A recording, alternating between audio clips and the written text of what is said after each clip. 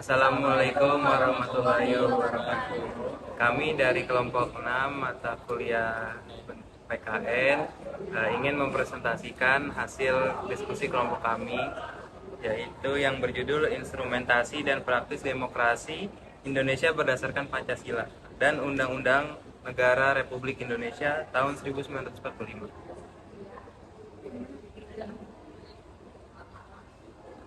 Baik, semuanya.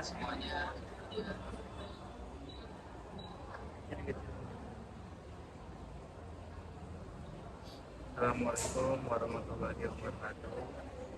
Izinkan kami dari kelompok 6 yang beranggotakan saya sendiri, Said Muhammad Rahman, dan Virus, dan saudara Almas dan saudari Tina, ingin mempresentasikan hasil diskusi kelompok kami yang berjudul Instrumentasi dan Praktis Demokrasi Indonesia berdasarkan Pancasila dan Undang-Undang Negara Republik Indonesia tahun 1945. Yang pertama ada yang melalui konsep dan dimensi demokrasi yang bersumber dari Pancasila.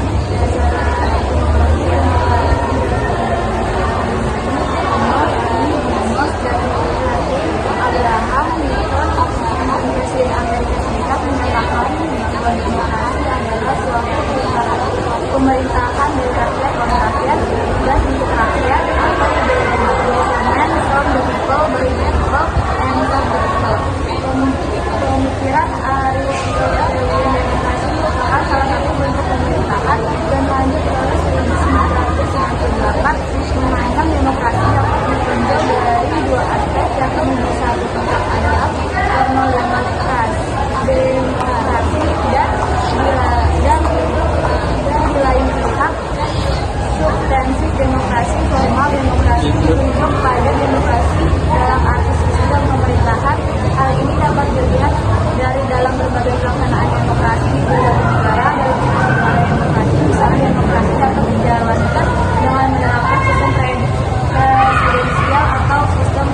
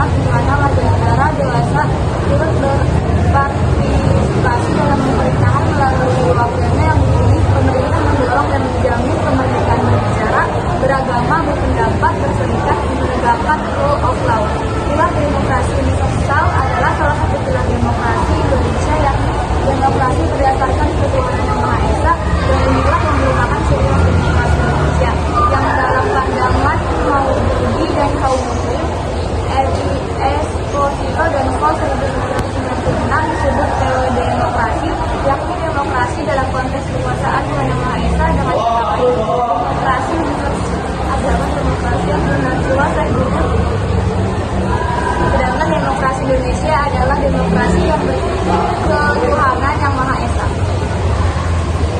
Argumen tentang dinamika dan tantangan demokrasi yang bersumber Pancasila. Demokrasi sejarah Indonesia pernah mengalami dinamika ketatanegaraan seiring dengan perubahannya konstitusi yang dimulai sejak berlakunya UUD 1945, konstitusi RIS 1949, UUDS 1950 kembali ke UUD 1945, dan akhirnya kita telah berhasil mengamandemen UUD 1945 sebanyak kali dua unsur demokrasi kita dewasa ini dapat kita amati dari fungsi dan peran lembaga permusyawaratan dan perwakilan rakyat menurut UUD RI tahun 1945, yakni Majelis Permusyawaratan Rakyat MPR, Dewan Perwakilan Rakyat DPR, dan Dewan Perwakilan Daerah DPR. Selanjutnya akan dibacakan ulasan. Oke, selanjutnya yaitu Majelis Permusyawaratan Rakyat. MPR merupakan lembaga tertinggi negara. Kemudian dengan ketentuan baru, maka terjadilah perubahan mendasar dalam sistem ketatanegaraan kita. Perubahan apakah itu? Perubahan dari sistem vertikal di garis dengan prinsip supremasi MPR menjadi sistem yang horizontal fundamental dengan prinsip check and balance atau saling mengawasi dan mengimbangi antar lembaga negara. Dan selanjutnya dalam kaitan dengan pemilihan presiden dan wakil presiden, secara langsung timbul kewenangan baru bagi MPR, yakni melantik presiden dan wakil presiden pada Undang-Undang Pasal 3 Ayat 2 Undang-Undang Dasar 1945 dengan kewenangan lain yang muncul berdasarkan ketentuan Pasal 3 Ayat 3 Undang-Undang Dasar 1945 adalah MPR berwenang memberhentikan presiden dan atau wakil presiden dalam masa jabatannya menurut Undang-Undang Dasar. Selanjutnya, Dewan Perwakilan Rakyat. Dalam upaya mempertegas kekuasaan dan menerapkan prinsip saling mengawasi dan mengimbangi yang lebih ketat dan transparan, maka ketentuan DPR dilakukan perubahan. Adapun perubahan dari ketentuan pada pasal 19 yaitu penambahan ketentuan mengenai pemilihan anggota DPR. Dua ketentuan lain yakni susunan dan masa sidang DPD tetap tidak berubah. Dan yang selanjutnya itu DPD atau Dewan Perwakilan Daerah. DPR sebagai lembaga perwakilan berdasarkan aspirasi rakyat. Juga ada DPD atau Dewan Perwakilan Rakyat sebagai lembaga penampung aspirasi daerah. Demikianlah dinamika yang terjadi dengan lembaga permusyawaratan dan perwakilan di negara kita yang secara langsung mempengaruhi kehidupan demokrasi. Dinamika ini tentu saja kita harapkan akan mendatangkan kemaslahatan kepada semakin sehat dan dinamisnya demokrasi Pancasila yang tengah melakukan konsolidasi menuju demokrasi yang matang atau maturation demokrasi. Hal ini merupakan peluang dan sekaligus tantangan bagi segenap komponen bangsa. Selanjutnya akan dijelaskan oleh saudara Virus kepadanya. Silakan. Ya, terima kasih. Selanjutnya mendeskripsikan esensi dan urgensi demokrasi Pancasila. Ada 3 sumber yang menghidupkan cita-cita demokrasi dalam kalbu bangsa Indonesia. Pertama, tradisi kolektivisme dan permusyawaratan desa. Kedua, ajaran Islam yang menuntut kebenaran dan keadilan ilahi dalam masyarakat serta persaudaraan antara manusia sebagai makhluk Tuhan. Ketiga, paham sosialis barat yang menarik perhatian para pemimpin pergerakan kebangsaan karena dasar-dasar kemanusiaan yang dijalannya dan menjadi tujuannya.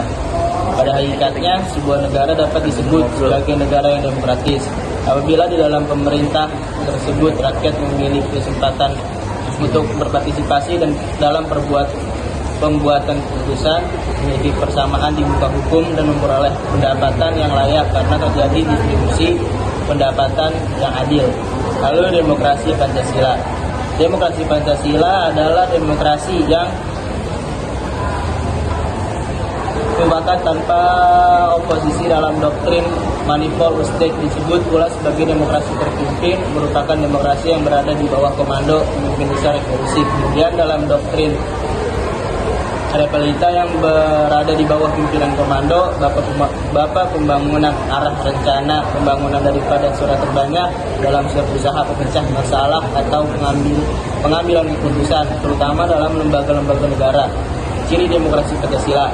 Pertama, pemerintah dijalankan berdasarkan konstitusi. Kedua, adanya pemilu secara berkesinambungan. Ketiga, adanya peran kelompok kepentingan.